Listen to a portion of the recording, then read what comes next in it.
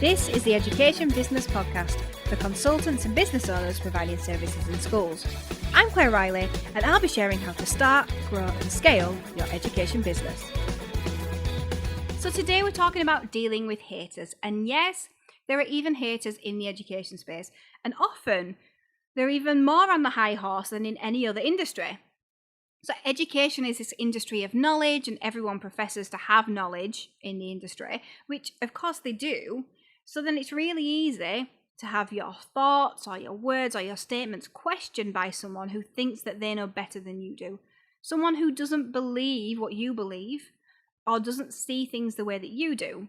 And then what feels frightening for us as entrepreneurs in the education space is that there's so much research out there that we can't possibly read all of it. So what if everything that we believe is wrong and the haters are right? What about our reputation then? But more often than not, when we receive a hater response, that person is only focusing on one tiny thing, and it's to meet their own agenda. Because, they've got no context, they haven't bothered to get context because they don't want context, because that's not the goal for them. What they want is some kind of gratification, which is probably nothing to do with you at all. But in the moment, it doesn't feel like that. It feels really personal, and I've experienced this a fair bit, to be honest. So what's important for us then to know in these situations? And it's this: how we respond to this resistance to our message, service, or product is key. So we need to have strategies to deal with haters when they pop up in our lives, because if we don't, then we can be paralysed from growing our education business for fear of what haters might say publicly about us or our business. So what even is a hater? Is it someone who says bad things about us all the time? Is it someone who sends you awful personal messages? Is it someone who slates you on social media so everyone else can see? Is it a genuine customer with a valid point? And the truth is that the answer is all of the above, because perception is everything. And if you feel that they are a hater, even if they're only a hater in that moment, then they are a hater to you, and you should deal with them accordingly in that moment. So I've got 9 points to cover when it comes to dealing with haters in the education space, so let's just get to it. So the first one is listen to them. And that's probably not what you want to hear, but they want to point out what they think you don't do well in a lot of circumstances, so listen to what they've got to say. Sometimes you'll have justifications for why they are wrong, because you've got a bigger idea and they're looking at that tiny thing, but sometimes they'll have a point. And if it's the latter, then just use it as good information to improve what you do. In a way, they're kind of doing you a favour, so, maybe say thanks. Number 2, use it as an opportunity, so respond to them in the right way. It's more important what your audience can see rather than what the hater says or does.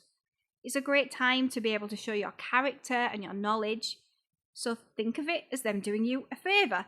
Do you see the theme? If it's public, then they're drawing attention to your business, so use this as an opportunity to tell your side of the story. Give them the context that they didn't ask for before voicing their opinion, so that everyone else can see the context as well. They're giving you an opportunity to share more. So it's actually possible to turn a hater around, even though it's not essential, but use the opportunity to become more understood. Number 3, be really lovely to them. So it is possible to kill someone with kindness. And what an amazing testament to you if you do that while everyone else is watching. It's amazing. So it's easy for us to want to get our back up, but let your guard down and show vulnerability. This is nothing to do with a hater. It's all about your opportunity to turn this into something good. Number 4, believe that good wins in the end. So I know it's hard and I'm going all Disney on you, but I honestly believe if you believe, then good will win out. If you believe it, it will happen. So it might take time, but keep showing your integrity, what your business is really about, and people will see. People are not daft. So trust your audience and keep giving them reasons to believe in you and show that you believe as well. Number 5, don't dwell on it. So don't give your time over to it, because what you focus on becomes true. Just like I've said, if you believe it will happen, it will. So this is so hard to tackle. Dwelling on haters comes back to you over and over again in your business journey, and you have to keep dealing with it. So a new hater shows up, and then you've got to get over that one and what they're saying. And I've done so much work to not take things personally. In fact, to take things less personally. And the fact that I've used the word less there implies that there's always going to be an element of taking it personally that you're going to struggle with, because, that's true for me.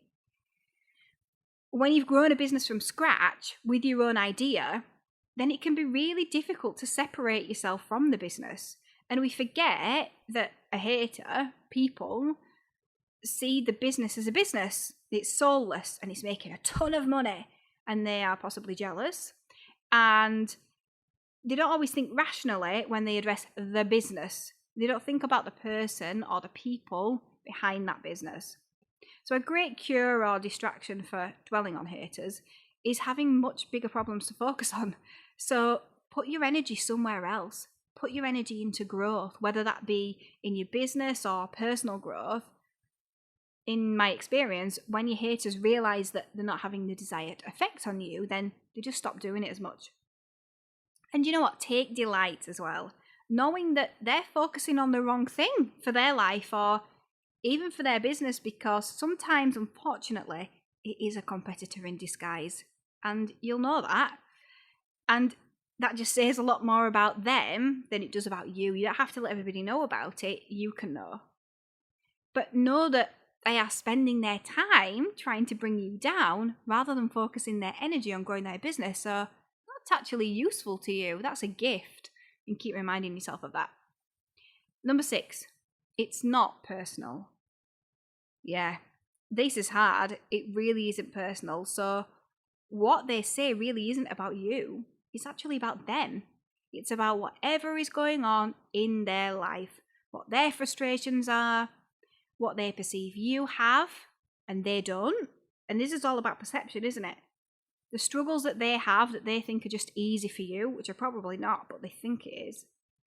And they haven't realized the work that needs to be done on themselves instead of projecting what's wrong with their life outwards.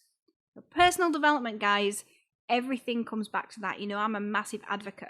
And one of the reasons why we have haters is because some people don't understand the power of personal development. So as business leaders, it's our job to be really on top of that and understand that. 7 then. Don't let it stop you from having your say. So recently, I had a post on Instagram, and it was about selling £1.2 million in a year to teachers. And I got backlash on that from a teacher.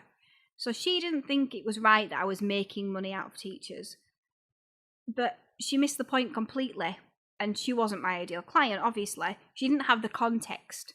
So if you've interacted with me at all before, then you'll know that it's not about, £1.2 million to be greedy. It's about helping teachers and being able to reinvest that into more resources, and also about the whole team being fairly rewarded for what they've given. So people see a figure like 1 million and instantly assume, that's profit. They shouldn't have that. Especially when they've got no idea about running a business. And they forget about, hang on, a massive percentage is salaries, and then you've got the insurance and the office space and the VAT and all the other expenses, because what I didn't talk about was £1 million profit. Now, I could have thought, oh my word, I never want to talk about my achievements again, and I shouldn't help other education entrepreneurs grow their businesses because I don't want teachers to take me the wrong way. And do you know what? I've got a real risk here as well. I sell to teachers at Classroom Secrets, and I really don't want them to misunderstand me. In fact, this is the kind of thing that actually held me back from teaching education business in the past, when it was suggested to me that this is an area I could go into. And it's why I took so long to get to grips with the fact that this is my thing. But what I did do was I used it as an opportunity then, this post on social media, to explain what it really meant. And also to stand up for others in education business as well, because if I don't do it, then who's going to do it?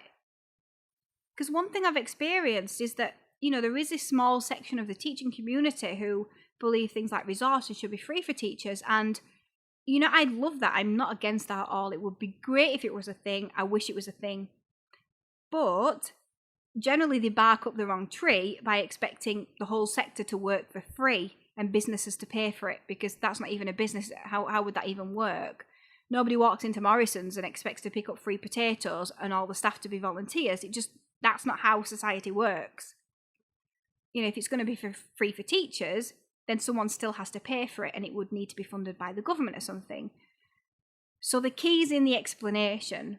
I need to keep telling everyone why my message is important and explaining why that is, so that I can work in a space that sells to teachers, but also helps other education entrepreneurs sell to teachers, even though that might be something that some people might not like the sound of. So my next point leads on really nicely, because sometimes a hater is not thinking sensibly or logically about the whole picture, and that's point 8 that's really important to remember. So most of the time, they're not considering the whole picture because they don't even see the whole picture. So the higher up I end up being elevated, I suppose you could say, in my work, for example, to CEO in the company, or becoming more known in the education space, the harder I find this, people not seeing the big picture, because obviously I have more of a bird's eye view than most people, and not many people can see it the same way as me, and they only see their perspective, which usually omits elements. And we've all got a tendency to do that.